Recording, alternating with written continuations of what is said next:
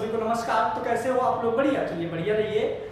तो आप जैसे कि यहाँ देख रहे हो बेटा, क्या देख रहे हो? MP board class 12। हम यहाँ पे बात करते हैं स्पेशली एमपी बोर्ड क्लास 12 वाले बच्चों के लिए। क्या बात करेंगे, ध्यान से सुनेंगे। एमपी बोर्ड के नए डिसीजन से बोर्ड क्लास के स्टूडेंट्स परेशान, और क्यों ना हो। इतने दिनों से तुम लोगों को बहुत आसान पेपर दिए जा रहे थे, अच्छे परसेंटेज बन रहे थे, बच्चा आसानी से पास हो रहा था। लेकिन इस साल अचानक से एमपी बोर्ड, जो आपका Madhya Pradesh professional examination board है, उन्होंने एमपी बोर्ड का पेपर चेंज किया है। चेंज किया मतलब एकदम प्रॉपर तरीके से चेंज नहीं किया, लेकिन लेवल को लेकर चेंज किया है, जिससे बच्चा काफी परेशान है। बदला पेपर का पैटर्न। एक्चुअली में क्या होता था, पहले गिने चुने क्वेश्चन, इंपॉर्टेंट क्वेश्चन रहते थे, जिस वजह से बच्चा हर चैप्टर से 10 या 12 क्वेश्चन परीक्षा बोर्ड या परीक्षा अध्ययन पढ़ा और आसानी से पास हो जाता था, अच्छे नंबर ला लेता था। लेकिन अब ऐसा बिल्कुल नहीं है। आपके जो बोर्ड क्लासेस में जो पेपर आ रहे हैं, तो न्यूज़पेपर में एमपी बोर्ड आज से कुछ दिनों पहले ही आप लोगों को अवेयर कर दिया था। जो बच्चा ध्यान लेगा, मैं भी आज तक इसलिए रुका हुआ था कि मैं देख रहा था कि जो गवर्नमेंट स्कूल है, जैसे सीएम राइज स्कूल हो गया, सुभाष एक्सीलेंस स्कूल हो गया, मॉडल्स स्कूल हो गए, तो ये अर्धवार्षिक परीक्षा में किस तरह का पेपर देता है, मैं वेट कर रहा था ये वीडियो बनाने के लिए। तो मैंने देखा, ये देखो, ये सुभाष एक्सीलेंस स्कूल का पेपर है, सेकेंड टर्म अर्धवार्षिक परीक्षा का पेपर है। जैसे आप इसको पलटोगे तो पेपर में देखो, पहले ही पेज में आपको डायग्राम दिख गया एनसीईआरटी का, और डायग्राम वाले क्वेश्चन पहले नीट में भी आते थे, सीबीएसई बोर्ड में आते थे। इसका मतलब ये है कि एमपी बोर्ड ने भी सीबीएसई पैटर्न को फॉलो कर लिया है। इस बार थोड़ा सा 2-5% सीबीएसई को छोड़ेगा, लेकिन नेक्स्ट ईयर कंप्लीट फॉलो करेगा। तो आप लोग पहले से प्रिपरेशन कर लो बेटा। फिर इस पेपर को आप और पलटते जाओ, और पलटते जाओ, आपको ये डायग्राम बेस एक क्वेश्चन मिल गया। सारे के सारे डायग्राम एनसीईआरटी के ही हैं। फिर एक ये डायग्राम बेस क्वेश्चन मिल गया। तो एक पेपर में आपको 3 क्वेश्चन ऐसे हैं जो डायग्राम बेस है। तो 3 क्वेश्चन मतलब 4, 3, 7, 2, 10, मतलब 8 या 10 नंबर के क्वेश्चन डायग्राम बेस आ रहे हैं। फिर एसर्शन रीजन वाले क्वेश्चन है, कुछ रीजनिंग वाले क्वेश्चन है, मतलब डायरेक्ट जो क्वेश्चन आते थे, राइट द डिफरेंस बिटवीन ये, व्हाट इज ये, तो इस तरह के क्वेश्चन सब आसान वाले आना थोड़ा कम हो जाएंगे। और इसी साल से होगा, मतलब आप ही लोगों की इतनी प्यारी किस्मत है ये कि जो एमपी बोर्ड है आप ही लोगों पर सबसे पहले एक्सपेरिमेंट करेगा। जो एक्सपेरिमेंट है, आप उस एक्सपेरिमेंट के आप शिकार बनोगे, इसलिए आप शिकार ना बनो। आपके पास अभी 2 से 2.5 महीने का समय है, आप सुधर सकते हो। बदला पेपर का पैटर्न, पेपर का पैटर्न बदलने की वजह से बच्चों को हुई परेशानी, और क्यों ना हो, साथ में बच्चों को परेशानी।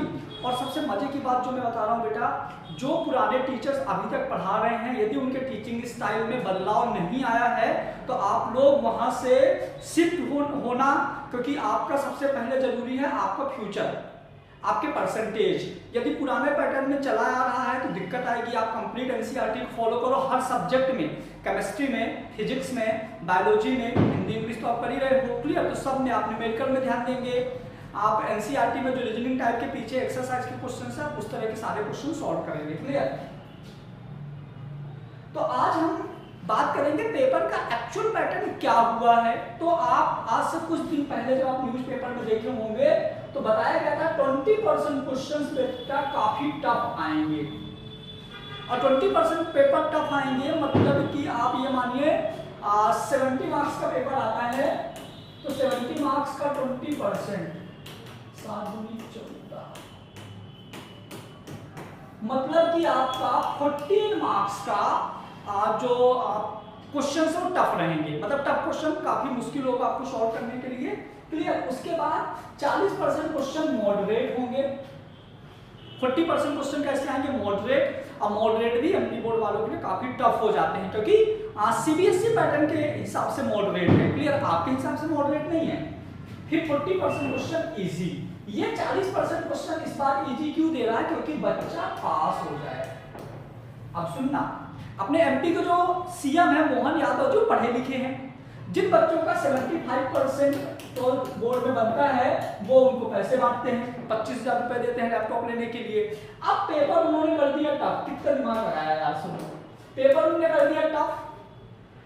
पेपर होने की वजह से बच्चों के 75 कम बच्चों के बनेंगे।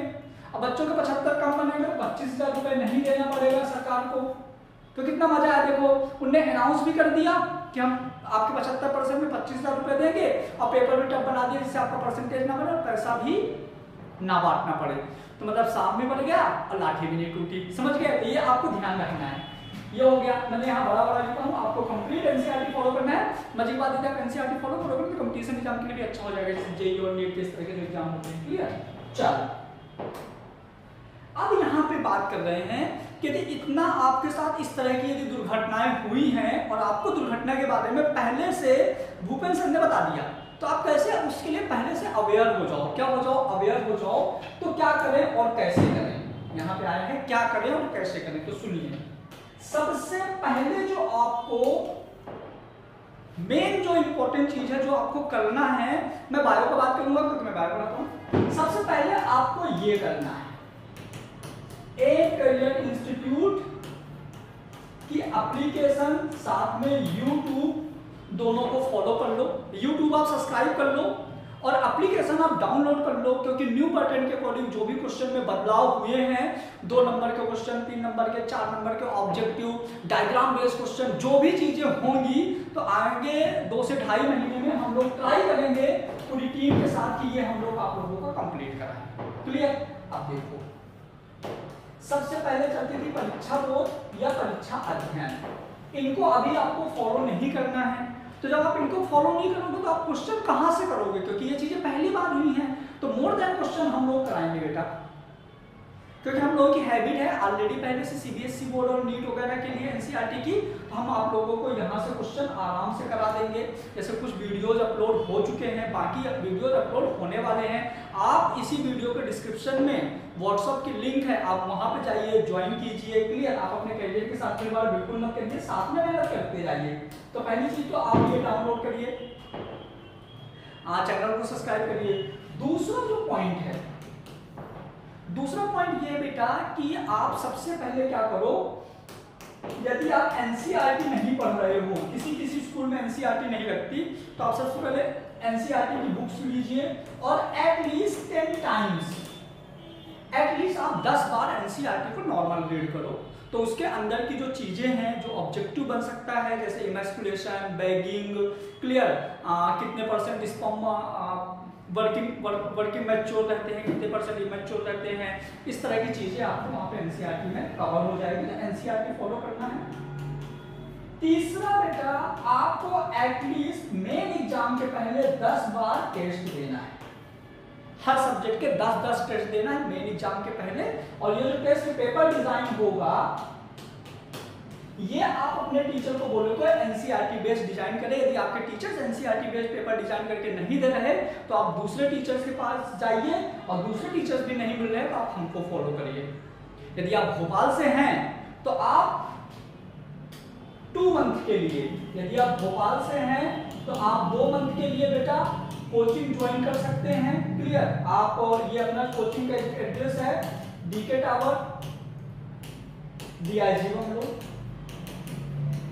आप कॉल भी कर सकते हैं 8878842014।